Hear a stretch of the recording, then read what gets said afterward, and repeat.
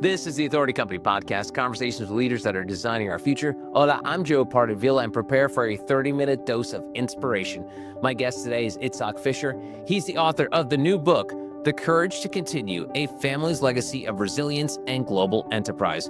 Itzhak and I have a lot to get to in a short amount of time, so we're going to discuss how his family survived the Holocaust, how he became an incredible entrepreneur, and lastly, how he's helping the people of Rwanda today. Plus, we'll discuss the legacy of the courage to continue. Itzhak, welcome to the podcast. How are you? I'm good. Thank you for having me. You're very welcome. And so I want to start by mentioning, so earlier this year, I read Malcolm Gladwell's latest book, Revenge of the Tipping Point. And, it's great that, no matter how old you are, you always learn about things. And he had this great part of it that the word Holocaust was not mentioned in history for almost 30 years. Basically, the Holocaust happened in the 1940s, and then 30 years went on with very little mention of the word until 1979, when there was a TV miniseries on NBC called The Holocaust. I believe Meryl Streep was in it. And then at that point forward, it introduced the conversation of the Holocaust, and then it really opened the floodgates. I mean, I'm a Gen Xer, so I think the Schindler's List came out when I was 18. So I always grew up around aware of it, even though it wasn't part of my religion, but I was aware of what happened with the Holocaust. But the fact that it essentially escaped a generation of people, and for multiple reasons. And one of them kind of ties into the story of your family, where a lot of the Jewish families just didn't want to talk about it. They just wanted to put in their rearview mirror. There was a lot of issues in terms of, like, I think one of the anecdotes was like it was a sign of weakness, or they didn't want to show their emotions. So tell me about your experience with learning about the Holocaust and then finally sharing your family story. So, people that unfortunately experienced the Holocaust had different reactions. So my parents never discussed the Holocaust, but the Holocaust was like a cloud that was within our family life. So, for example, my mother always collected food. There are foods in the closets everywhere. And, to me, it's normal. I grew up, you open a closet, there are food here, food there, all of that. But for other kids, it was not normal at all. And eventually, as I grew up and learned more about my parents' history, I had to sit them down and force me to tell me stories for school projects, which they do very reluctantly because they didn't want to discuss it. So for me, the effect of the Holocaust was somewhere in the air, but not in a ongoing discussion, or not discussion in details. Whereas my wife's and my mother survived the ghetto, lost her mother, lost most of her family. My father lost all of his family except the brother and a sister. And again, they didn't talk much, but they were not in a concentration camp, which is a totally different experience. My father jumped from the train that was taking him to Auschwitz and survived the war in Budapest. But my wife's parents, both of them were Auschwitz survivors. They were in a concentration camps, they were on the line, the death line, they were taken out of the death line. My mother-in-law, in a miracle that her sister somehow snuck her out together with her mother. And my mother-in-law, like my parents, never discussed it. Whenever there was a discussion, she left the room. But my father-in-law, every detail discussed the concentration camp and what happened and all of that. So it is interesting because my wife had Holocaust in discussions regularly in her house. I did not have it at all.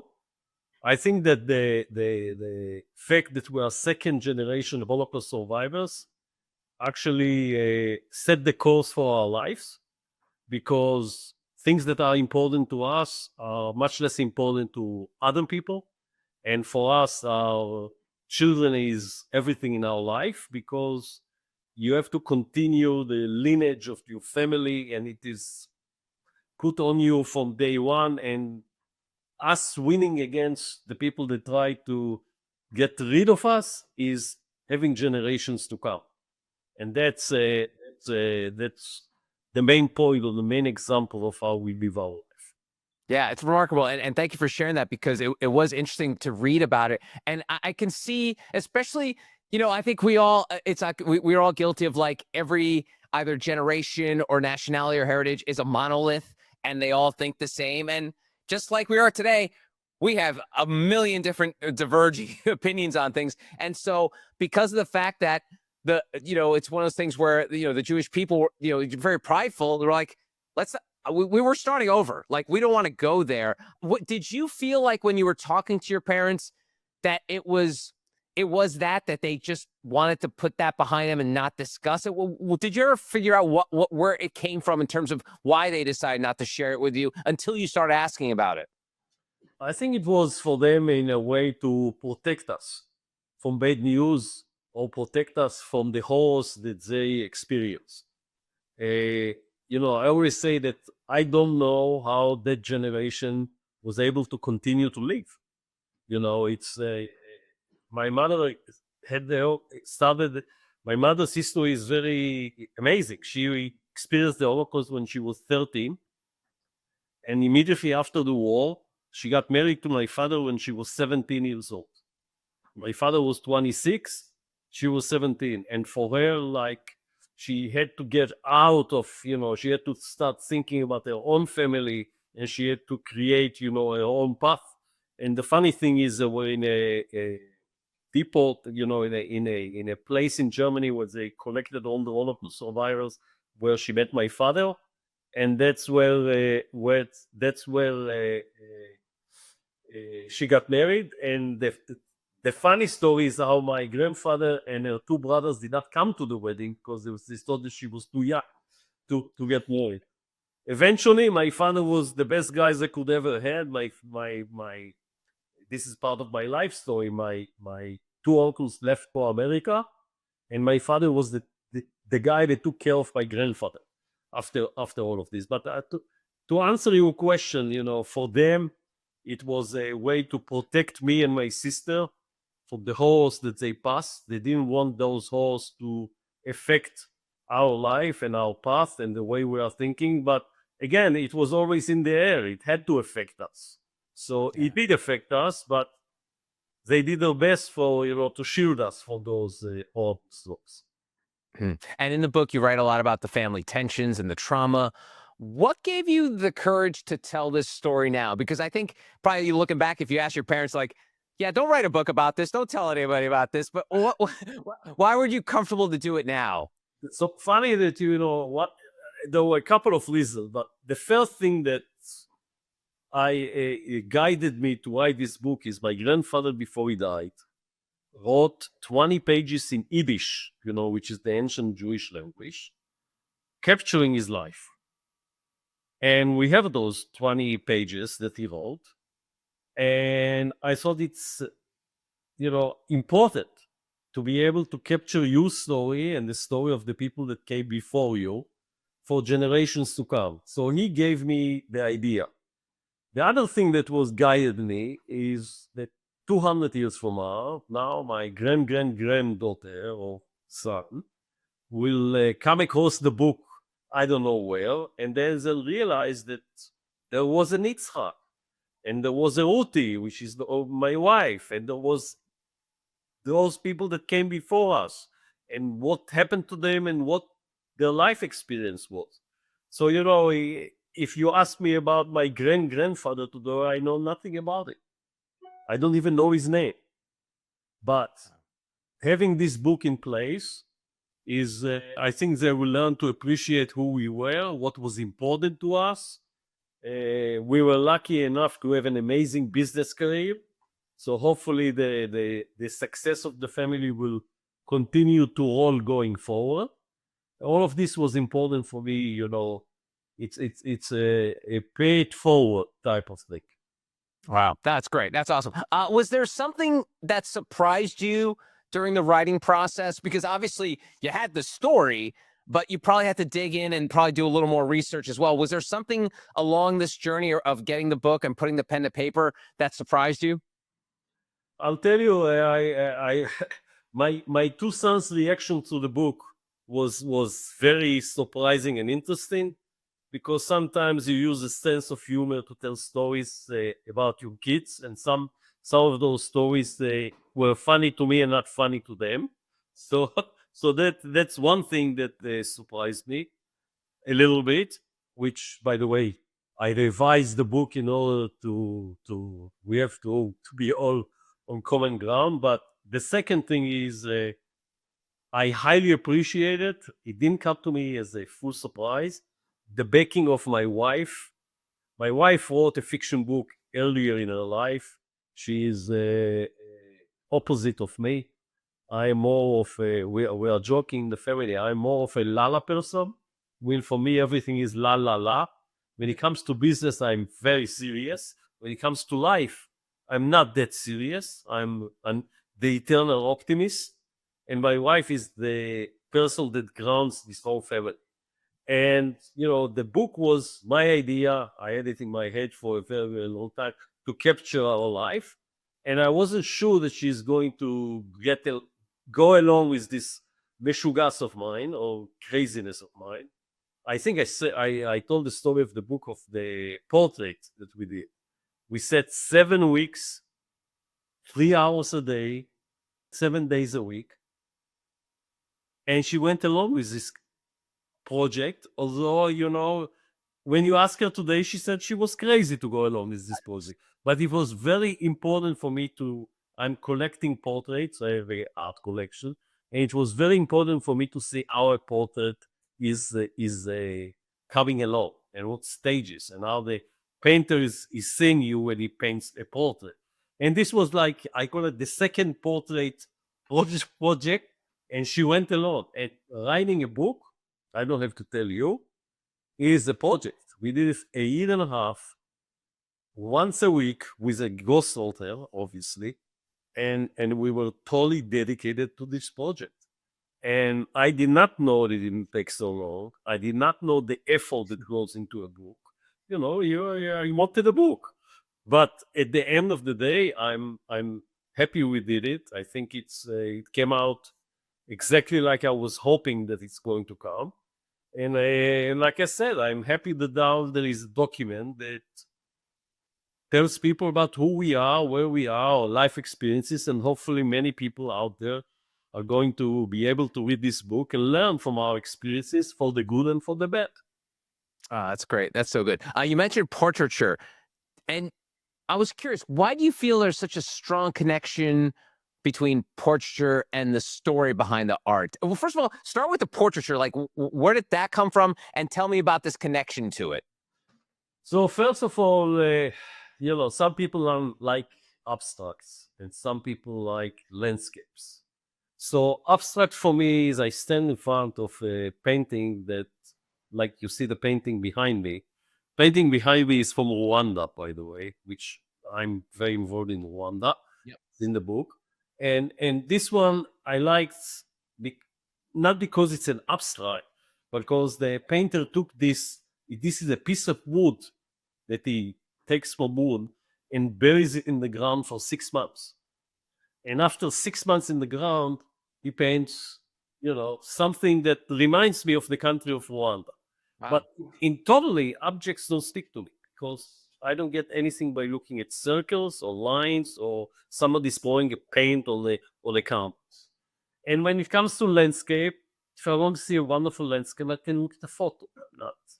Not, when it comes to, I like to be surrounded by people. So if you come to my living room, it's all portraits. I mean, big ones, small ones. And when you look at portraits, you see beyond the picture of the person. So, for example, I have a very famous painting by Mary Beth McKinsey, who is also in the Metropolitan Museum of Art. And she had MS. And for 6 months, she was not painting and recovering and until she had remission. And she had her students coming every Sunday to visit her. And after a certain period of time, they convinced her to start painting again. And she painted that in her kitchen. And in the background, there is a little picture of her and her husband, like as if it's a painting hanging out in that kitchen. Like, this is a painting that spoke to me because I know the situation, I know the artist, I know the students. It's something that totally talks to me. I do one step further, which I learned from a friend. Every time I buy a portrait or a painting, I take a picture, real picture of the artist holding the painting. So I have the painting, the meaning of the painting, and the artist that actually painted the thing. So for me, it speaks to me more than different kinds of art. That's great. And so you speak of art as a way of telling a story. Do you see this book sort of in a way as a portrait, like there's a story behind it as well? Yeah, the book is the story of my life. A son of two Holocaust survivors. That my father was a carpenter and my mother was a housewife. And I was always an entrepreneur looking to find my own way. The most amazing thing when I look back at it, it's crazy. I was on a job.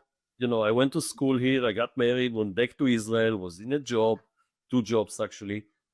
My last job, one morning I wake up and tell my wife, I cannot work for anybody else. I have to find my own way. And my wife tells to me is that you can quit and you can find your own way. We had two little kids. Remember, Wow. no safety nets, nothing. And at that time, my life savings was $400,000, which was a lot for a guy on a salary and all of that. And it's in the book, but I was representing in the job in the company that I worked for Sprint, and Sprint sent me to watch the World Cup final as appreciation for my work in '94 in LA. And on the way there, since I was volunteering as the treasurer of Benjamin Netanyahu, who is now the Prime Minister of Israel, I went to visit Ronald Lauder, who is a close friend of Benjamin Netanyahu. He became a close friend of mine. And he said to me, I hear you quit your job. What are you going to do? And I said, I have this idea about starting a telecom company because at that time, if you call Israel from the United States, you pay $1.50 a minute. Wow. When the actual cost was less than 5 cents because the international calls sponsors local calls. And he looks at me and he said, every time I travel to Europe and I make a phone call from the hotel, they charge me $5-6 a minute. This is crazy. He said to me, I love the idea. I said to him, Greg, he said, no. How much money do you bet? So I said, if you turn me upside down and you shake me, there will be $400,000 on the floor. And he said to me, you put $400,000, I put the rest, and we'll be partners 50-50. And I said to him, Ronald, this is not serious. I did not do a business plan. I don't know how much money I need. I appreciate the offer, but, he said, well, no, you're insulting me. I said, Ronald, and I knew it. In 10 minutes, there will be another Itzhak coming to your office. You will love his idea, and you'll tell him also that you're impressed. By the way, he laughed everybody. And then he said to me, no, you're insulting me. I said, I'm not insulting you. I would love for you to be my partner, but it's an idea. And he said to me, when are you back to Israel? I said, next Friday. And he said, next Friday I'll come to Israel with my lawyer and we'll do a contract. I did not even tell my wife. This was so not serious. No, not serious. Next Friday, I'm back in Israel. The phone rings. He's there. I go to meet him at the hotel. On the napkin of the hotel, we write the highlights. At the end, he invested $5 million. I invested $400,000, and I got 36%. Okay? And then 2 weeks later, my wife, 2 kids, and I moved to New York.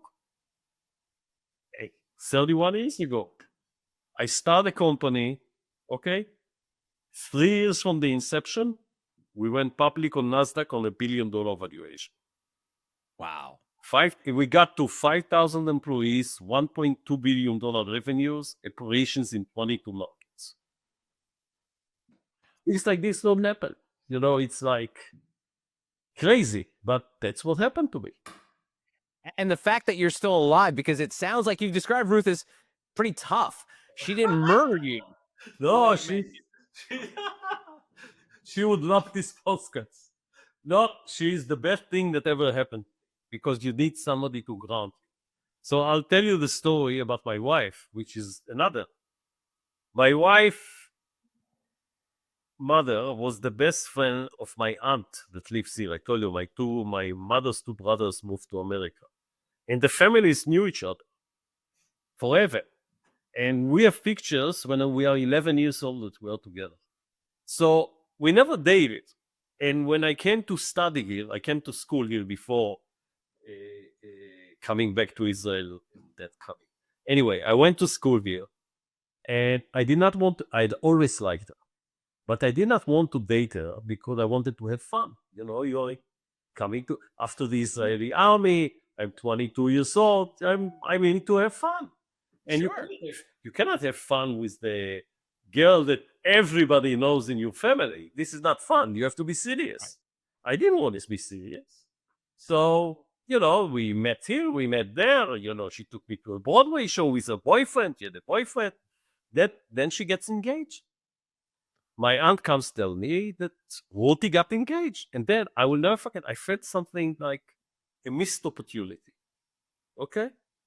And then, like, a month later, she tells me Ruti broke the engagement. So I call Ruti and ask her for a date.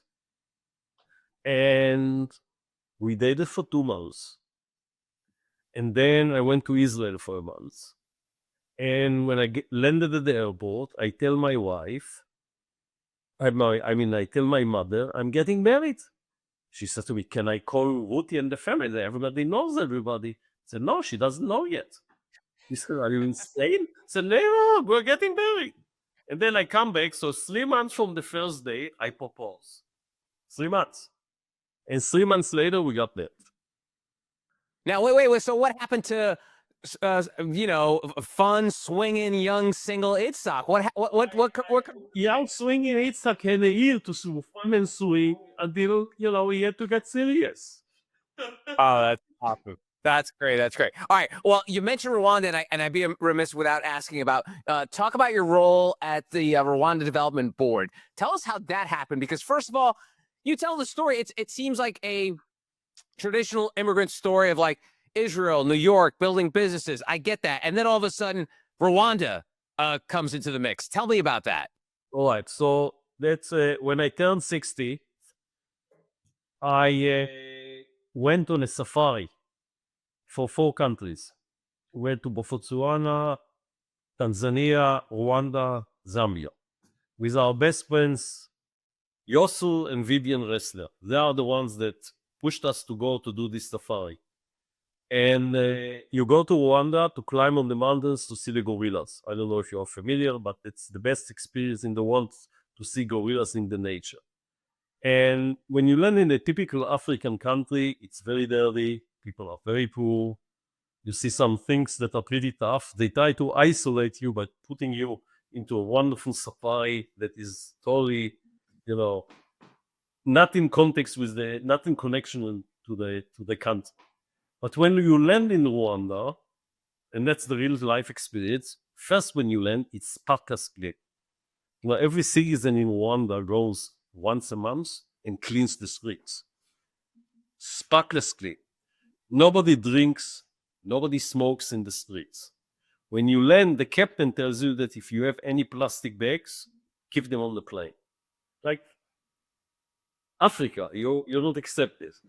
And what happened is we land, and on the way to the hotel, my wife turns to me and says, you have to help this country. And when you ask her today, that's the going joke in the family. I didn't know that you'll take it that far. So what happened is we were there, we were totally impressed with the country, which is funny. They had a Holocaust. If you remember the movie Hotel Rwanda, Yeah. they had 1 million people got killed in 100 days, and not with machine guns, with knives, machetes. So they had, and back to your first question of the podcast, they don't call it Holocaust. They call it genocide, which is interesting. But anyway, they had a Holocaust. They're a landlocked country, surrounded by enemies. And when you hear the president speak, it's like I hear every leader in Israel when I grow up. We can count only on ourselves. We have to have a strong army. We have to be independent. When we really need somebody that will not come to our help, we have to trust ourselves, basically. And it ranked and the most, I will say, the friendliest country to Israel in Africa. So when I went through all those facts, I said, you know what, I would love to meet the president and see how I can help. And I have a very rich Rolodex. I mentioned I was the treasurer of Benjamin Netanyahu. I know a lot of people. And I arranged for a meeting with the president when he came for the UN session here in New York. And we come to a meeting, and I met presidents in my life, a lot of presidents in my life. And usually you get the 15 minutes, you take a picture, everybody happy. I sat for more than an hour. He had a folder of who I am. He knew exactly who I am. And he said, I would like you to come back as my guest and see how you can help the country. So I come, I meet anybody I would like to meet, government or non-government. Last meeting is with the president. And I told the president I'm going to come every 3 months and I'm going to bring foreign investors. And I did this for a year and nothing happened because in every country in Africa, they are used to people coming, talking, going, forgetting that they were there. And you know what? The local people forget they were there either. And the funny thing is I come every 3 months and the first thing they tell me, you're here again. So they are not used to somebody like coming. And I told the president the most precious thing for me is my time. And if I cannot make a difference, I would just not come anymore. And maybe I should come once a year. Let's stay friends. And I'll see what I can do. But coming every 3 months is just a waste of time. So he came out, he said, listen, I knew that you would feel this way. And I would like you to chair the Rwanda Development Board. And that's will make a big difference. So Rwanda Development Board, which was pretty sleepy before I came on board 9 years ago, is in charge of all foreign investments into the country, of all exports.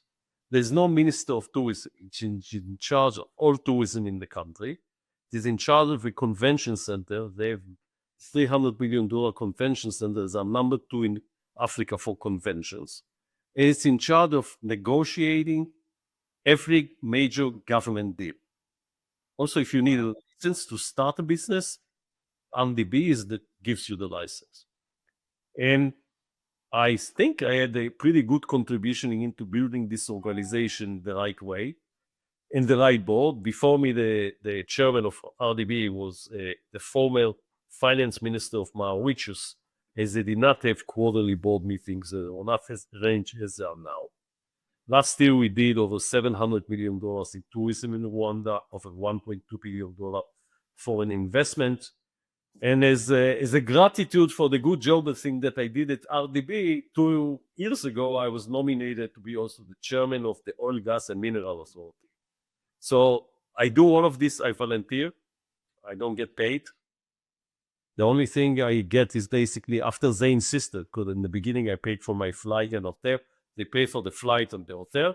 And it makes, for me, you know what is good enough? I land, everybody that meets me said, welcome home. And when I leave, my driver tells me, thank you for helping our country. That's wow. wonderful. That's great. What a great what a great tapper to the story. All right, so let's wrap this up by going behind the title of the book. And so, The Courage to Continue. What does that mean to you? I think the courage to continue started from our parents on both sides. After going through everything that they have gone with their life, you have to be really courageous to believe that there is a light at the end of the tunnel and it's not a train, that you can build your own life, that there will be next generations, that they continue your lineage and live to tell the story. So it started with them, it is continuing with us, and it will continue with our children. So I think the title captures pretty well. Awesome. His name is Itzhak Fisher. The book, The Courage to Continue, A Family's Legacy of Resilience and Global Enterprise. Itzhak, thank you so much for the time. I really appreciate it, and I wish you the best of luck. Thank you very much. And that's going to do it for this episode. If you want to find out more information about Itzhak and our other amazing authors, go to theauthoritycompany.com.